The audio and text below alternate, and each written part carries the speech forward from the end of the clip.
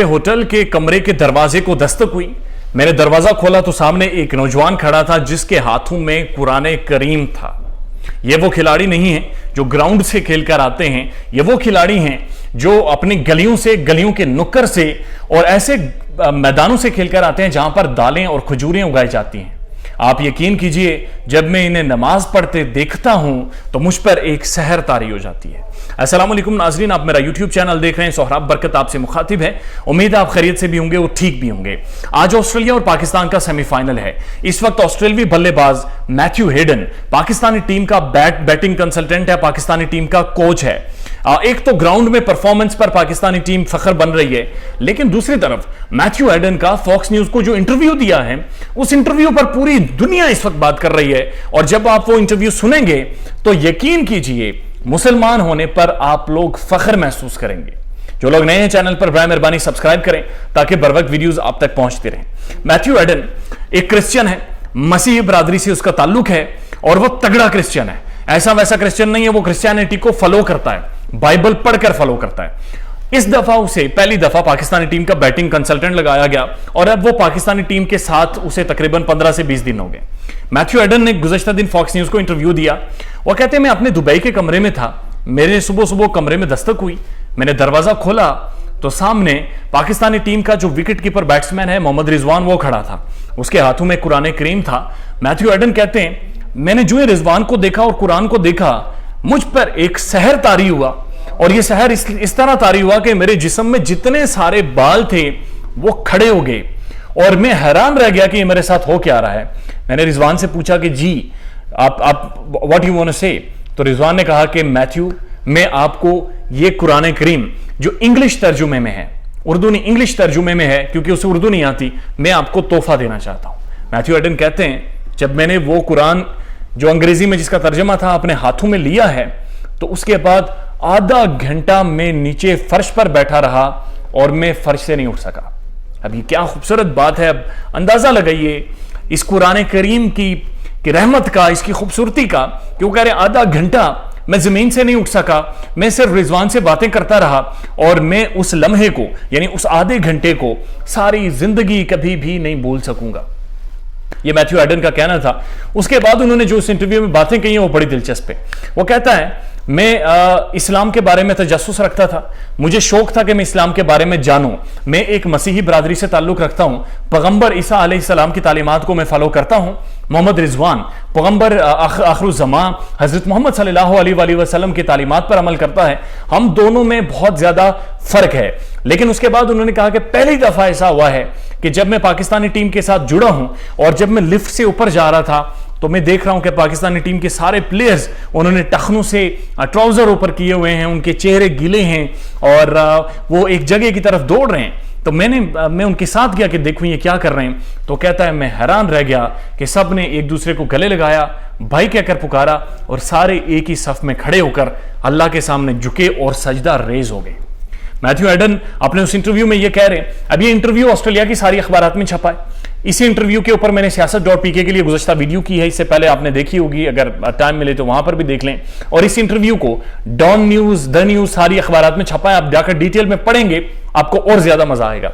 उसके बाद Matthew Hayden कहते हैं कि मैं हैरान होता हूं कि हम लोग बहुत ज्यादा सोचते हैं कि हम लोग बड़े अच्छे लोग हैं, बड़े जबरदस्त लोग हैं। वो कहते हैं, जब मैं पाकिस्तानी ड्रेसिंग रूम में होता हूं तो एक अजीब कैफियत होती है। अजान होती है, अजान के वक्त सारे, जिधर कोई खड़ा है वो बैठ जाता है, जो बैठा हुआ है वो खामोश हो जाता है, सारे खामोश होकर सुनते हैं और अजान का जवाब देते हैं। उसके बाद सारे एक सफ में खड़े होकर नमाज पढ़ते हैं। इन लोगों का जितना खुदा करीम के साथ ताल्लुक है उतना दुनिया की किसी भी टीम का, दुनिया की किसी भी शख्स का खुदा करीम से कोई ताल्लुक नहीं है। वो ये कह रहे हैं कि मैंने स्पिरिचुअलिटी को, यानी खुदा के ताल्लुक को, खुदा का जो ताल्लुक है इंसान के साथ अगर देखा है तो इस दफा वो कह रहे हैं मैंने पाकिस्तानी टीम के साथ देखा है। रिजवान मेरे पास आता है और मुझे कुरान के बारे में थोड़ा थोड़ा बता रहा है और मैं रोजाना जो उसने अंग्रेजी कुरान पाक का तर्जमा मुझे दिया हुआ है मैं रोजाना पढ़ रहा हूं। और वो कह रहा है जब भी मैं पढ़ता हूं मेरे दिल की जो कैफियत है वो इज़्तिराब में आ जाती है, बेचैन हो जाती है और एक ऐसी सहर और कैफियत तारी होती है जैसे कोई मुझे चीज भुला रही हो, मुझे खींच रही हो, मुझे जकड़ रही हो। मैं उस कैफियत से रोजाना गुजरता हूं और मैं रोजाना इस चीज को पढ़ने की, समझने की, कुरान करीम को कोशिश करता हूं। उसके बाद वो उन्होंने कुछ एक बड़ी दिलचस्प बातें की हैं। वो कहते हैं मैं हैरान होता हूं, हम ऑस्ट्रेलियंस हैं, बड़े पढ़े लिखे लोग हैं, बड़े तगड़े लोग हैं, बड़ा पैसा है हमारे पास, लेकिन पाकिस्तानी टीम का हर खिलाड़ी एक दूसरे को भाई कहकर बुलाता है और एक दूसरे की चीजें संभालते हैं, एक दूसरे के बल्ले संभालते हैं, एक दूसरे के शूज संभाल रहे होते हैं। वो एक दूसरे को ब्रदर समझते हैं और ये ब्रदर यानी भाई इसलिए समझते हैं क्योंकि कुरान की तालीमात के मुताबिक वो कह रहे, रिजवान ने मुझे बताया है कि तुम मुसलमान सारे आपस में भाई भाई हो। ये एक बहुत ही इंटरेस्टिंग इंटरव्यू है।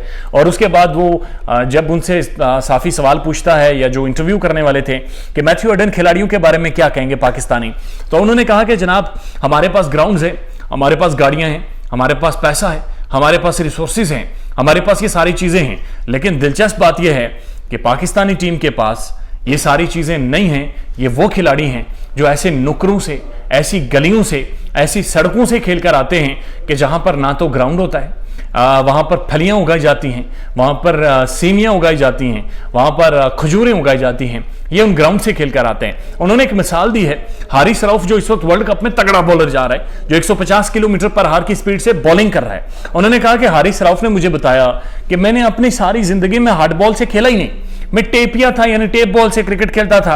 एक बार मुझे लाहौर कलंदर्स ने, जो आईपीएल की, पीएसएल की बहुत बड़ी लीग है, उन्होंने मुझे बुलाया और बुलाकर 3 बॉलें कहा कि तुम 3 बॉलें फेंक के देखो। मैंने पहली बॉल फेंकी, वो 140 से ऊपर चली गई स्पीड से।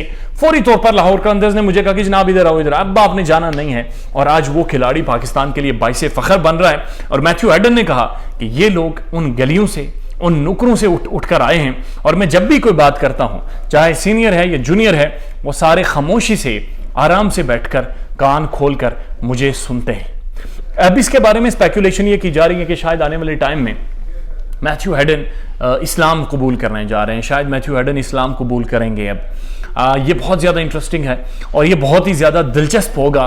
और कि ये हमारी आंखों के सामने, अगर किसी का दिल चेंज हो, हमारी आंखों के सामने ये कुरान की बहुत बड़ी करामात होंगी कि हमारे सामने एक क्रिश्चियन, एक स्टंच क्रिश्चियन, एक तगड़ा क्रिश्चियन जो क्रिश्चियनिटी को फॉलो करता है, जो क्रिश्चियनिटी को मानता है, वो अगर इस्लाम में कन्वर्ट हो और खुदा की खास रहमत होगी। और ये इस दौर का शायद कम से कम मेरी ज़िंदगी का सबसे बड़ा ये मौजज़ा होगा। और मुझे बड़ी खुशी होगी और ये तारीख़ी लम्हात होंगे पूरी दुनिया के लिए। ये बहुत ज़्यादा तारीख़ी लम्हात, तारीख़ी और अहम लम्हात होंगे कि जब मैथ्यू हेडन, ऑस्ट्रेलवी विकेट बैट्समैन, लेफ्ट हैंडर, इस्लाम कबूल करें और उसकी वजह सिर्फ 1 महीना उनका पाकिस्तानी टीम के साथ रहना हो, और उस रहने की वजह से अगर वो इस्लाम करेंगे, I think nothing would be big and great than this. एक इत्मीनान की सांस आती है, सुकून आता है, एक एतमाद आता है। अपना ख्याल रखिएगा और हमारे चैनल का भी। अल्लाह हाफ़िज़।